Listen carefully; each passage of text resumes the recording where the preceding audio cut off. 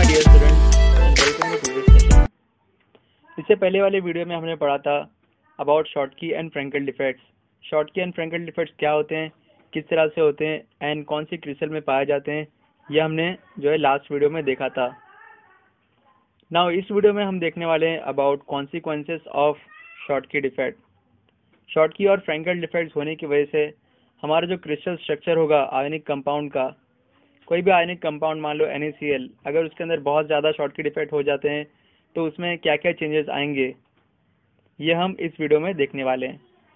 तो वीडियो को स्टार्ट करने से पहले हम ले लेते हैं हमारे पास शॉटकी और फ्रैंकल डिफेक्ट्स के lattice diagrams.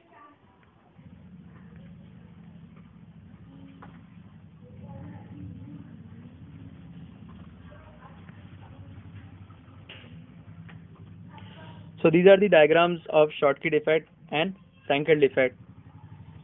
So Schottky defect के केस में आप देख सकते हैं कि शॉटकी डिफेक्ट हो या फ्रैंकल डिफेक्ट हो, दोनों ही केसेस में हमारे पास जो है वैकेंसीज क्रिएट हो जा रही हैं। शॉटकी डिफेक्ट में दो वैकेंसी क्रिएट हो रही है, one vacancy corresponding to cation and the other vacancy corresponding to ion.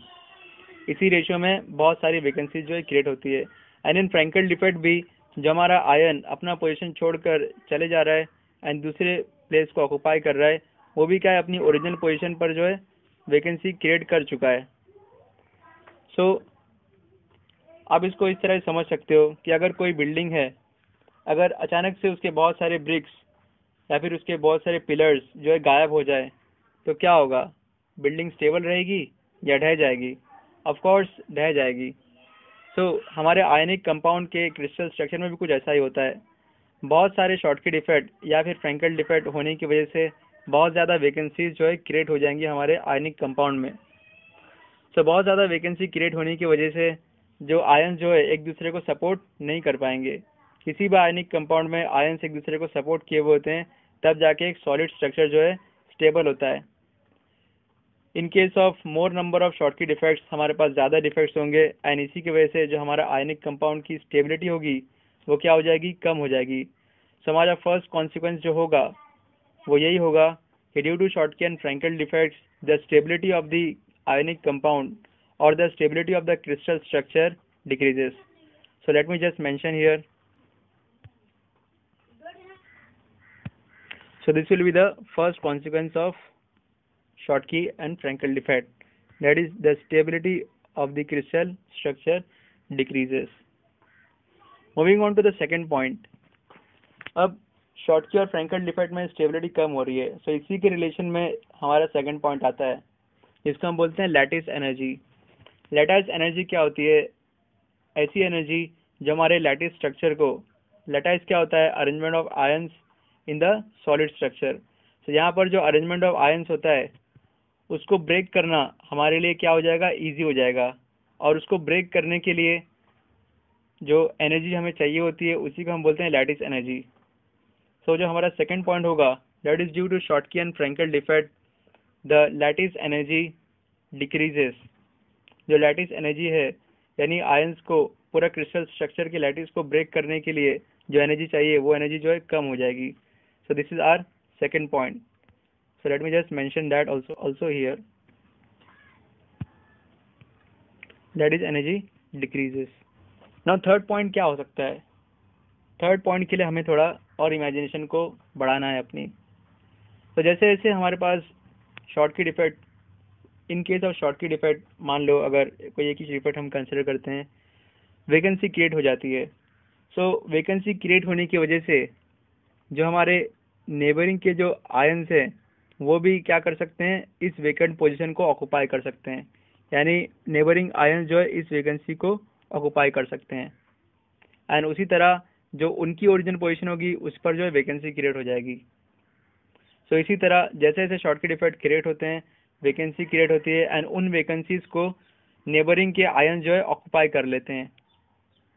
आप इसको इस तरह समझ सकते हो कि अगर आप लोकल ट्रेन में ट्रैवल कर रहे हो एंड जैसे ही अगर कोई, और बहुत क्राउडेड है ट्रेन, जैसे ही अगर कोई पर्सन अपनी प्लेस छोड़कर जाता है तो आप फास्ट जो है ट्राई करते हो कि उस प्लेस को ऑक्युपाई कर लो। सो उसी तरह जो है शॉर्टकी डिफेक्ट के केस में भी होता है। जैसे ही अगर वैकेंसी क्रिएट होती है शॉर्टकी डिफेक्ट में, तो उस वैकेंसी को ऑक्यूपाई करने के लिए नियर बाय जो आयन होता है वो उसको ऑक्यूपाई कर लेता है एंड खुद की पोजीशन को जो है वेकेंट कर लेता है। सो इसी तरह ड्यू टू दिस इफेक्ट हमारे पास मूवमेंट ऑफ आयंस होता है। आयन जो है मूव करते हैं, वैकेंसी पर आते हैं एंड अपने प्लेस पर जो है वेकेंट हो जाते हैं। सो इसी तरह दूसरी न्यू वैकेंसीज क्रिएट होती है एंड उन न्यू वैकेंसीज पर दूसरे आयंस जो है ऑक्यूपाई कर लेते हैं। सो इसी तरह एक कंटिन्यूसली प्रोसेस चलते रहता है। कंटिन्यूस प्रोसेस चलने की वजह से हमारे पास क्या हो रहा है, मूवमेंट ऑफ आयंस हो रहे हैं। And as a science student हमें पता है कि movement of ions is nothing but movement of charge. Ions के ऊपर क्या होते हैं, पॉजिटिव एंड नेगेटिव चार्ज। जो कटायन होता है उस पर पॉजिटिव चार्ज होता है एंड एनायन होता है उस पर नेगेटिव चार्ज होता है। So due to the movement of charges हमारे पास क्या होता है, generation of current. So ions जो एज अ होल हमारा क्रिस्टल स्ट्रक्चर होगा उसकी इलेक्ट्रिकल कंडक्टिविटी जो है वो क्या हो जाएगी, इंक्रीज हो जाएगी due to this effect, due to this whole process of movement of ions into the vacancies and then creating new vacancies which is then thereby occupied by the new ions. So by this process हमारा क्या होगा, जो है electrical conductivity जो है increase हो जाएगी हमारे आयनिक कंपाउंड में। So let us also mention that here. Electrical conductivity increases.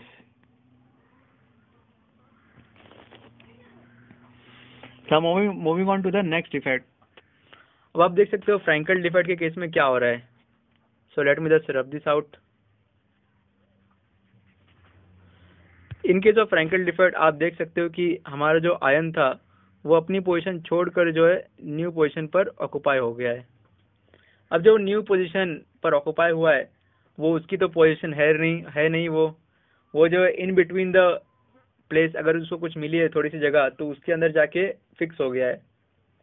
तो यहाँ पर क्या हो रहा है, क्योंकि उसकी खुद की एक अच्छी प्लेस नहीं है वहाँ पर, सो वो क्या कर रहा है, आपस में जो है इधर क्राउड बढ़ा रहा है।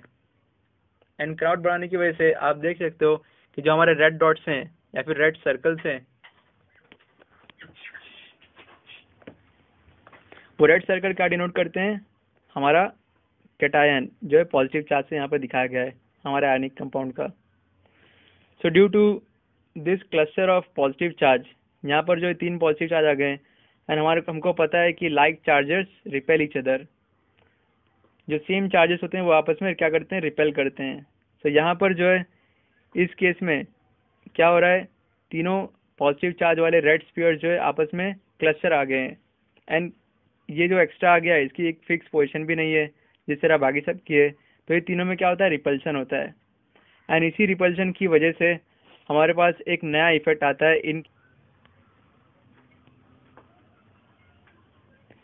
In case of this Frenkel effect हमारे पास एक नया इफेक्ट आता है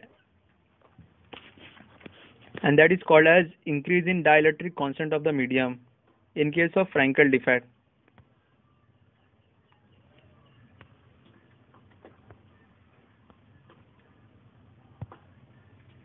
Increase in dielectric constant in case of Frankel defect. This is the new effect in case of Frankel defect. So this is all about today's lecture. आज के lecture में हमने देखा 4 effects due to Schottky and Frankel defects. And share my channel to all your buddies so that हमारा channel grow हो सके and मैं आपके लिए इसी तरह और मेहनत करके वीडियो बनाते रहूं।